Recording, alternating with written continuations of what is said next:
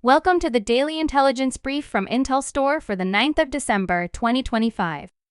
In today's top renewable energy news, LS Power announced the completion of its acquisition of BP's U.S. onshore wind business. The acquisition adds 1,300 megawatts of net ownership of operating onshore wind capacity across 10 projects to LS Power's diversified portfolio.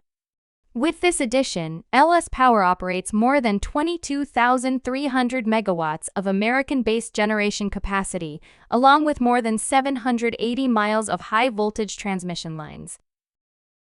U.S.-based activist investor AEMO Capital has taken a stake in German power equipment manufacturer Siemens Energy.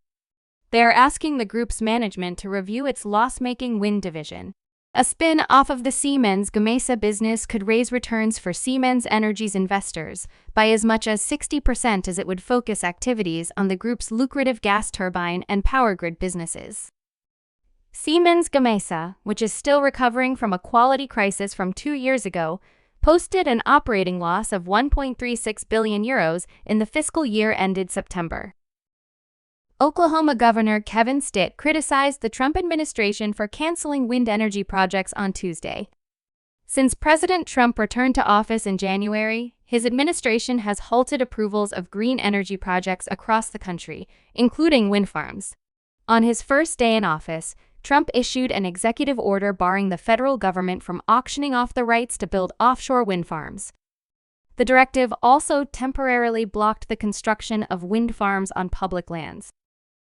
The body that runs Australia's biggest power market has scaled back its plans for high-voltage power lines and wind farms to meet the country's green energy target. Instead, the Australian energy market operator has forecast Australia will need to rely more heavily on big solar farms, batteries, and households if it is to get 82% of its electricity from renewable sources by 2030. The AEMO has slashed the amount of wind generation capacity it says should be added by the end of the decade from 42.6 gigawatts to 26 gigawatts. Tenders for wind power plants were organized by the Ministry of Energy and Natural Resources in Turkey. In the competitions where 75 applications were made from 30 companies, a total of 1,150 megawatts were allocated.